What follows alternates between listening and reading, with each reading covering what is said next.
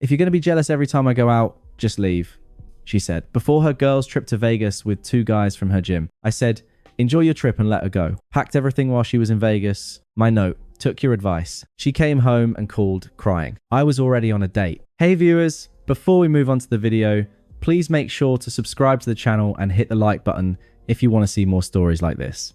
Thanks. The suitcase was open on our bed, a black hole swallowing lace and satin. I watched from the doorway as Chloe folded a sheer black top I'd never seen before. The room smelled of her perfume, an impending departure. You sure it's just Jessica and Lauren? I asked. My voice was calm, a final checkpoint, not an accusation. She didn't look up. For the 10th time, yes, it's a girls' trip. Vegas. You know the plan. I do. I also know Mark and Jake from your gym are flying out tomorrow for a bro weekend. Same hotel, funny coincidence. Her hands stilled for a fraction of a second. Then she resumed packing, her movements sharper. So, Vegas is a big city. Alex, we're all adults. We might say hi if we run into them. Running into them seems statistically likely given the group chat you forgot to leave open on your iPad. I kept my tone level, observational. The one where Jake said, can't wait to see you, Chloe. And Mark sent the champagne emoji that got her to turn. Her face was a masterpiece of wounded exasperation. You went through my iPad. You left it on the couch. The notification popped up. I didn't dig it. Dug itself. I leaned against the door frame, crossing my arms. It just feels off, Chloe. A girls' trip where your 2 main gym buddies just happen to be there solo. Their girlfriends aren't going. It's a weird dynamic. It feels disrespectful. She sighed. A long-suffering sound she perfected. She rolled her eyes toward the ceiling as if seeking divine patience for my stupidity. When she looked back at me, it was with a dismissive pity that cut deeper than any shout. See, she said, her voice dripping with condescension. This is exactly what I mean. You're suffocating me, Alex. You hear about a guy friend, and your mind immediately goes to the worst, most possessive place. You don't trust me. It's not about trust. It's about respect and optics. Optics. She let out a short, humorless laugh. Are you my boyfriend or my PR manager? I can't live my life worried about your optics. She air quoted the word like it was a disease. She turned back to the suitcase, throwing in the sheer top with finality. I need space to breathe, to have fun without a chaperone in my head. If you're going to be jealous every time I go out and have fun with friends, just leave. The words hung in the air. They weren't spat in heat. They were delivered coolly, a surgical option presented. Just leave, not we should talk, or you're overreacting. The nuclear option, the discard clause. I felt the ground beneath me. The life we'd built, the shared lease, the shared groceries, the planned future turned to sand. My heart didn't break. It went silent. A strange ringing calm descended. She mistook my silence for surrender. A smug little smile touched her lips as she zipped the suitcase shut, the sound definitive. We need this space, she said, her tone softening into patronizing assurance. Maybe while I'm gone, you'll do some thinking. Realize how insecure you're being. I'll text you when I land, okay? Try not to work yourself into a frenzy. She walked past me, her suitcase rolling over my foot. She didn't notice. In the living room, she checked her reflection in the mirror by the door, fluffing her hair. She was already gone, her mind in a Vegas lounge. The victory of this argument making her glow. I followed her to the door. She turned, expecting a pleading look, a last-minute argument she could bat away. She saw my face and her confidence flickered just for an instant. There was no anger there, no sadness, nothing she could recognize. Okay, I said, my voice flat, devoid of all emotion. A statement of fact. Enjoy your trip. The blandness of it confused her. She blinked off balance. I will, she said, forcing brightness. Bye, Alex. The door clicked shut. The silence she left behind was different now. It wasn't empty. It was full of clarity. I walked to the window and watched her load her suitcase into the rideshare. She didn't look back at our apartment, not once. As the car pulled away, a memory surfaced, unbidden and cruel. 2 years ago, on our first anniversary, we were broke, both grinding at entry-level jobs. She'd seen a vintage guitar in a pawn shop window for months, a beautiful old acoustic she'd strum every time we passed. She talked about it like it was a lost friend. I'd been secretly saving for it, skipping lunches, taking extra shifts, delivering food. The case was scuffed, but the sound was honey warm. When I gave it to her, she cried real tears, hugging it to her chest, then hugging me. You're the only person who really sees me. She'd whispered into my neck. You get it. You get what matters to me. I sold my own guitar, a decent electric I'd had since high school, to help make the final payment. It was just an object. Her joy wasn't. Seeing her play that first chord, her face lit up, was worth every penny and every sacrifice. I was building a life with her, brick by brick, sacrifice by sacrifice. That's what you did for love. Now that same guitar was propped in the corner of her bedroom, a relic of a person I no longer was. For a person she'd never really been, I turned from the window. The apartment felt alien, a museum of a failed experiment. Her parting words echoed in the new hollow silence. If you're going to be jealous, just leave. It wasn't a plea or a threat anymore. It was an instruction manual, and for the first time since she'd spoken them, I felt a faint, icy smile touch my lip. The plan wasn't born of rage or heartbreak. It was born of that silent, ringing clarity. She had given me the terms. All I had to do was agree. The silence after the door shut was absolute. It wasn't the empty quiet of being alone. It was the dense, resonant silence of a verdict being read. I stood in the living room, the ghost of her perfume and her last smug words still hanging in the air. Just leave. I walked to the kitchen, poured a glass of water, and drank it slowly, staring at the faint ring our coffee maker left on the counter. My mind wasn't racing. It was eerily, perfectly still. The emotional storm I'd braced for, the anguish, the rage, never came. Instead, a cold, surgical clarity washed over me, scouring everything else away. Her words weren't a heated retort anymore. They were data. Her trip wasn't a point of conflict. It was a conclusion. I pulled out my phone, my movements deliberate. I opened Instagram. I didn't have to search. Her story was at the top of my feed. The first clip, Chloe, Jessica, and Lauren at the airport bar, glasses raised. The caption, Vegas baby, no bad vibes allowed. Number, freedom. Already, the narrative was being spun. I was the bad vibe. My concern was the enemy of her freedom. I swiped the next story, posted 20 minutes later. The camera panned. There, 2 stools down, leaning into the frame with practiced casualness, were Mark and Jake. They weren't running into them. They were a unit. Jake had his arms slung over the back of Lauren's chair. Mark was clinking his glass against Chloe's. Her face was turned up to him, laughing at something he said. A laugh that was too bright, too familiar. It was the laugh she used to reserve for inside jokes with me. I didn't feel a spike of jealousy. I felt nothing. It was simply confirmation, like checking a weather app and seeing the predicted rain. The betrayal wasn't in the possibility anymore. It was in the pixels, public, flaunted, and hashtagged. I closed the app. I didn't block her. Not yet. Evidence had a certain usefulness. The love I'd felt for her didn't shatter. It didn't even hurt. It just evaporated. In its place was a vast, calm emptiness. And in that emptiness, a single unwavering directive. Follow her instructions. The plan formulated itself not as a revenge fantasy, but as a logistical puzzle. A problem to be solved with efficiency and finality. I started in the bedroom. I pulled my old duffel bag and a stack of moving boxes from the closet, leftovers from our last move. I worked methodically, without haste. This wasn't a frantic escape. It was a systematic exodus. My clothes came out of the dresser, out of the closet. I left the hangers. I took every book from the shelves.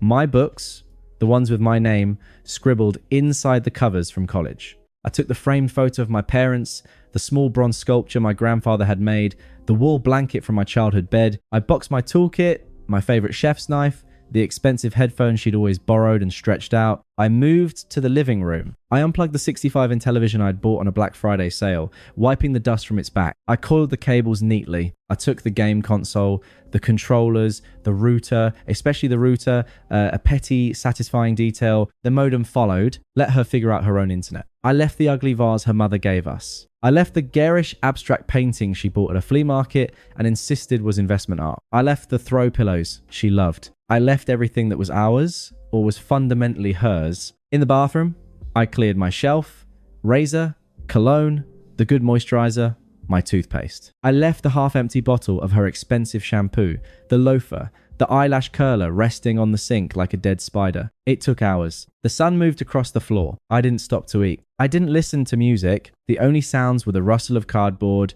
the tape gun's flip-flip, and the solid thud of another sealed box hitting the floor. With each box packed, I felt lighter.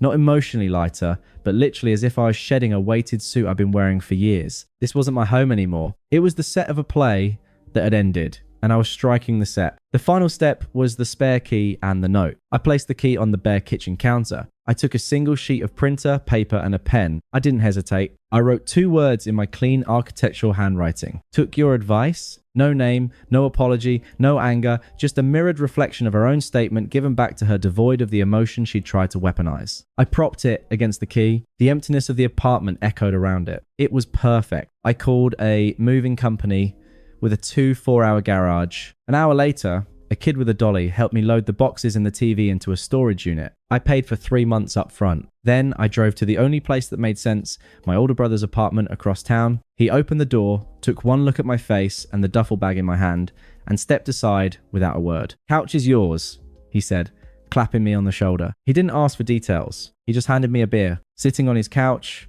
the reality of the day settled. I wasn't sad. I was free. The chain yanking on my collar was gone. I took out my phone one last time. I went to her Instagram. The most recent story was a blurry strobe lit video from a club. Champagne bottles, arms in the air, Chloe sandwiched between Mark and Jake, her head thrown back. The caption, "Living my best life." I smiled.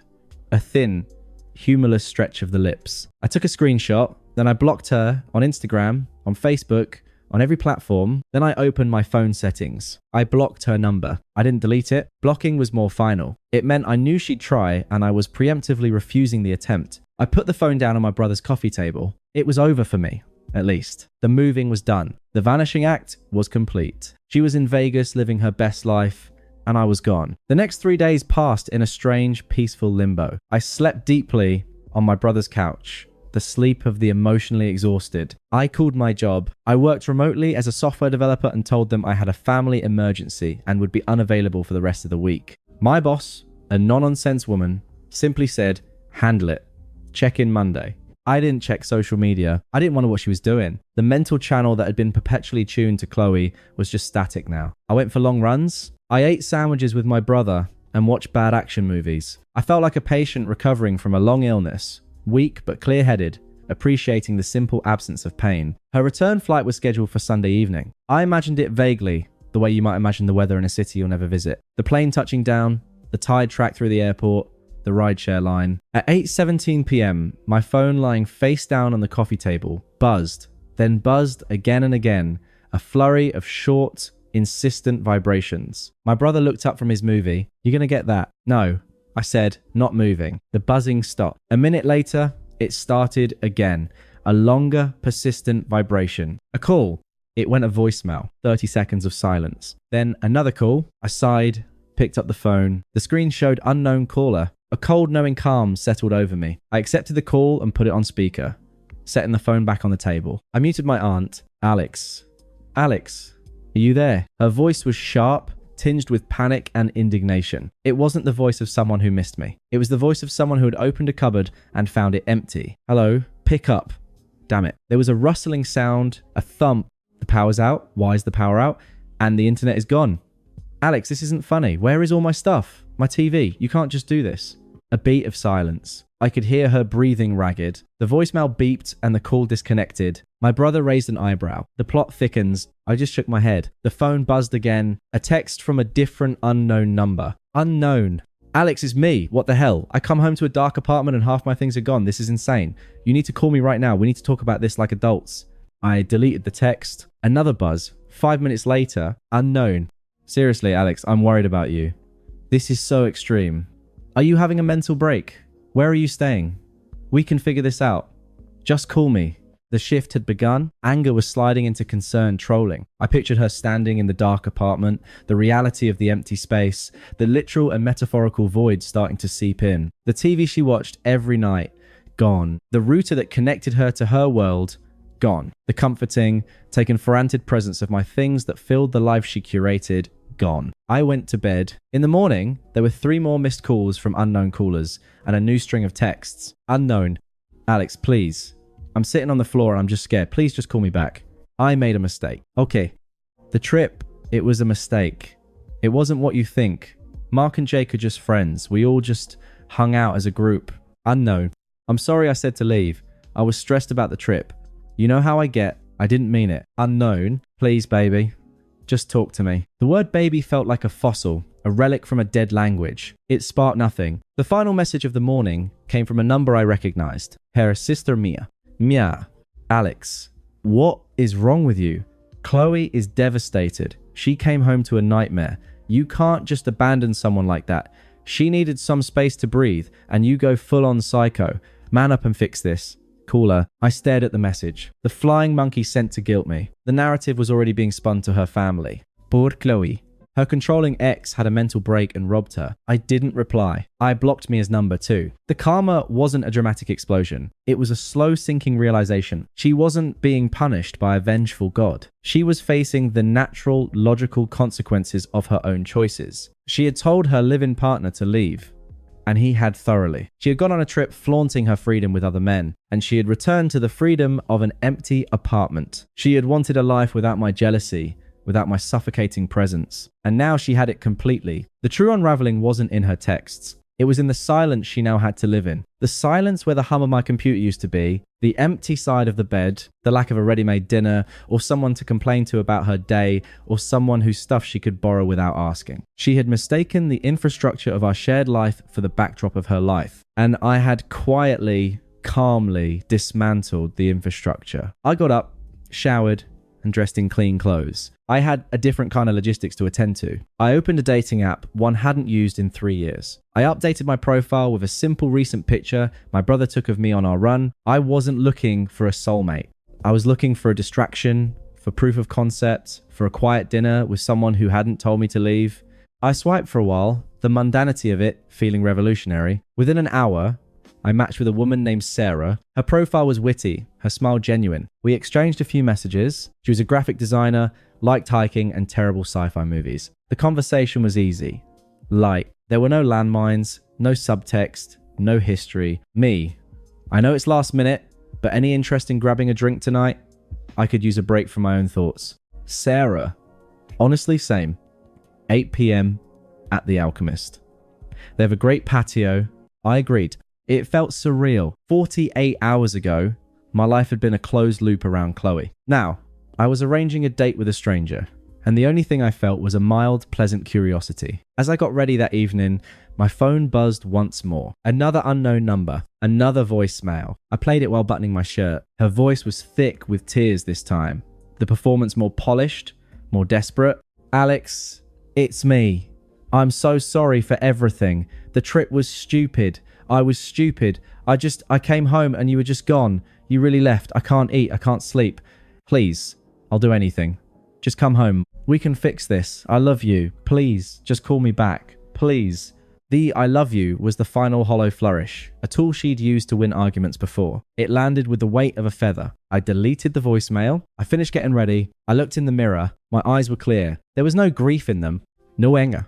Just a man about to go on a date. At 7:55 p.m., I walked into the warm, buzzing atmosphere of The Alchemist. I found Sarah at a corner table on the patio under a string of fairy lights. She was prettier than her pictures, with an easy smile. We greeted each other. The conversation flowed from the first minute. My phone, sitting on the table next to my drink, buzzed. The screen lit up, unknown caller. Sarah's eyes flicked to it, then back to me, a polite question in her gaze. I picked up the phone.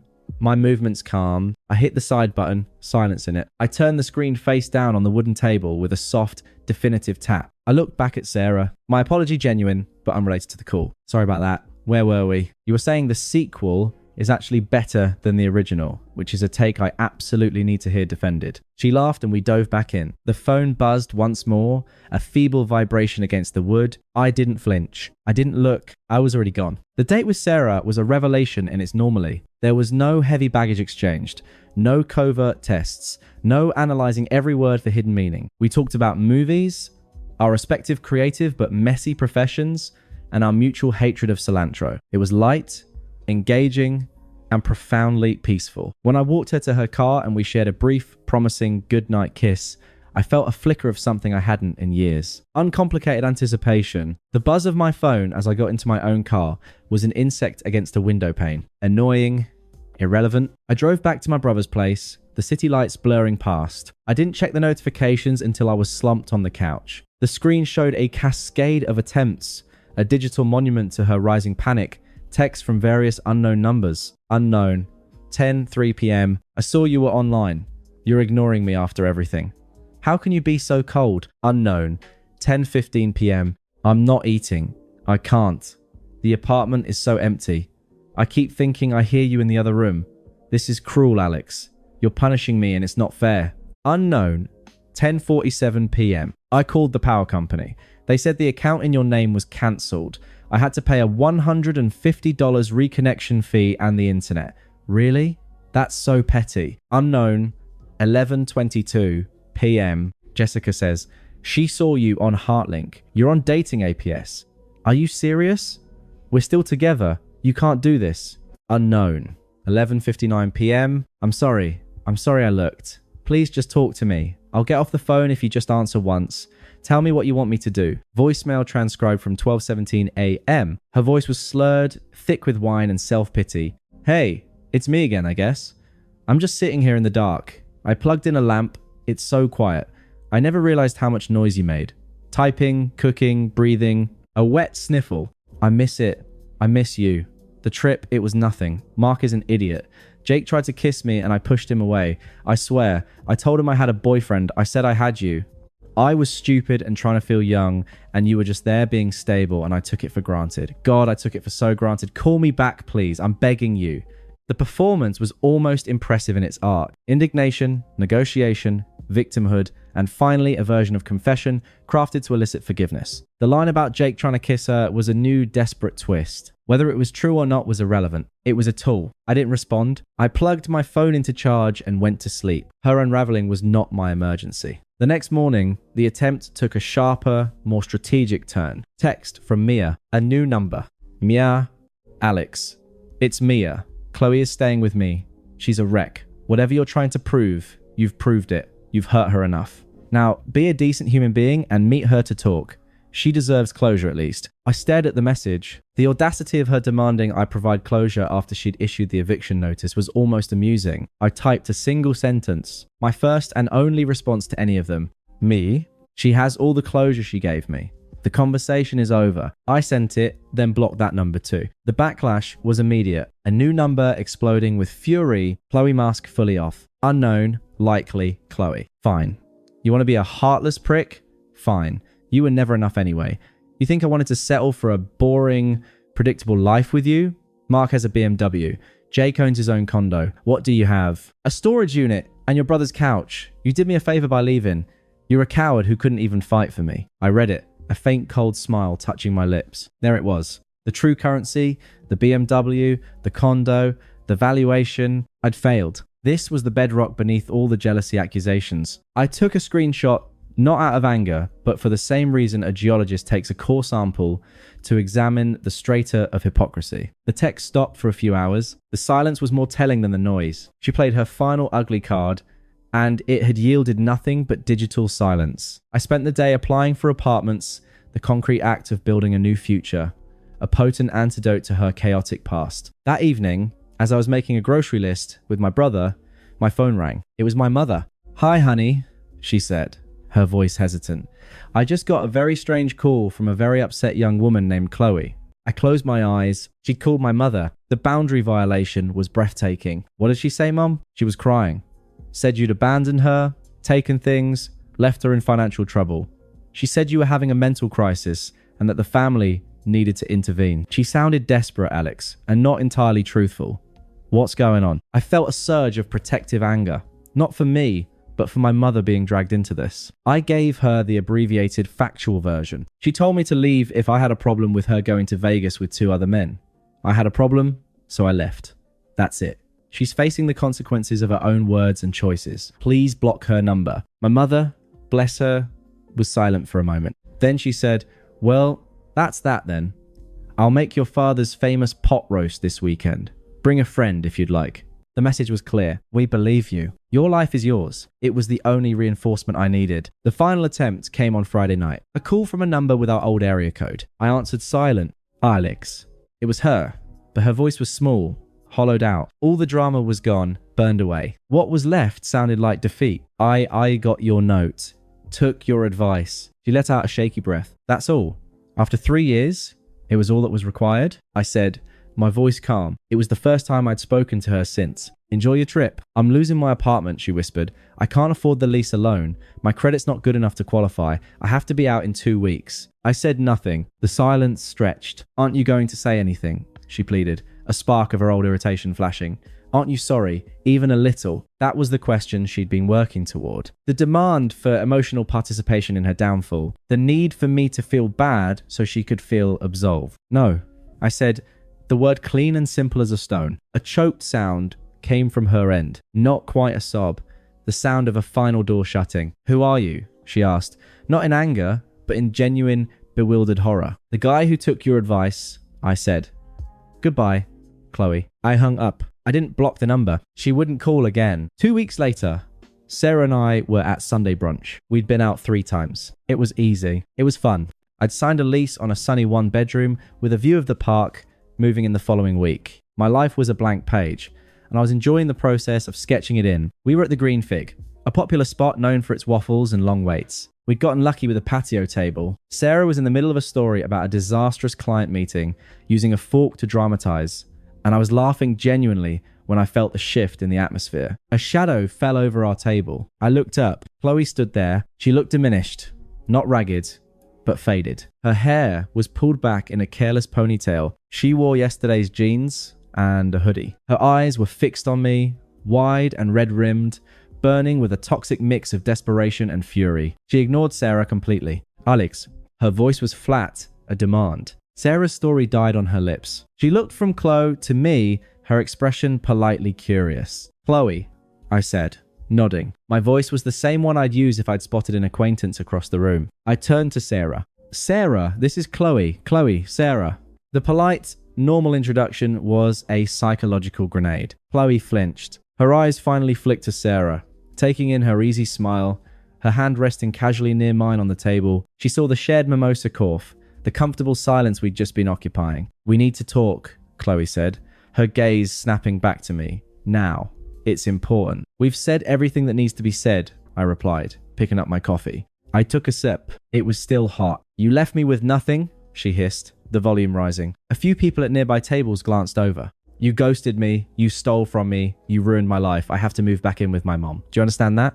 Because of your little stunt. Sarah shifted slightly. I gave her a small apologetic smile that said, this will be over in a minute. I looked back at Chloe. I set my cup down. I spoke calmly, clearly, for the patio and for her. You told me to leave if I had a problem. I had a problem, so I left.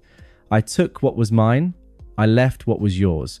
The lease was in both our names. You not being able to afford it is a financial reality, not a punishment. I tilted my head. You got exactly what you asked for. You just didn't like what it looked like. Her face contorted. The tears that welled up now were pure frustrated rage. You were supposed to fight for me, she choked out. When I said leave, you were supposed to beg me to stay. That's what you do when you love someone. There it was. The core of the script I'd refused to follow. I hadn't played my role as the graveling, insecure boyfriend, so her role as the magnanimous forgiver had been stolen. Her entire narrative had collapsed. I did love someone, I said, my voice still even. But the person I loved, the one who cried over a guitar, who talked about building a future, that person wasn't you. She was a story you told me, the real you told me to leave. So I listened to the real you. She stared at me, her mouth slightly open, searching for a weapon and finding none. The insults, the guilt, the tears, none of it could touch the calm, factual fortress I now occupied.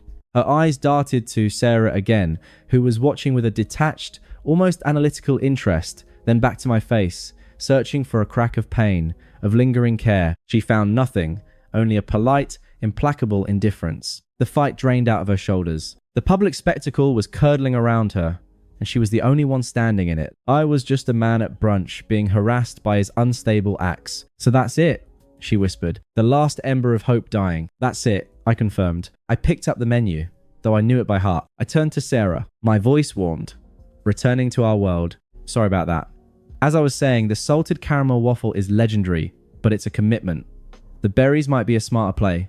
I wasn't dismissing Chloe. I was simply resuming my life. She had ceased to be a relevant feature in it. For a long second, she remained standing there, a statue of defeat in a bustling patio scene. Then, without another word, she turned and walked away, her shoulders hunched against the sunny morning. I didn't watch her go. I didn't explain her to Sarah. Sarah, to her credit, didn't ask. She just reached over, squeezed my hand briefly, and said, Berries are always the smarter play, but since when are we smart? Let's live dangerously. I say we get the caramel. I laughed. The sound real and unforced. We ordered the waffle. It was, as promised, legendary. We split the check, debated the movie we'd see later, and walked out into the bright afternoon. As I held the restaurant door open for Sarah, I caught a fleeting glimpse in the reflection of the window. Just the two of us stepping forward. No ghosts, no echoes, just the simple, solid present and a future that was finally unquestionably my own. The story was over, and I was already forgetting the last page. Thanks for watching. Make sure to subscribe to the channel and hit the like button. What do you think about this story? Share it in the comments.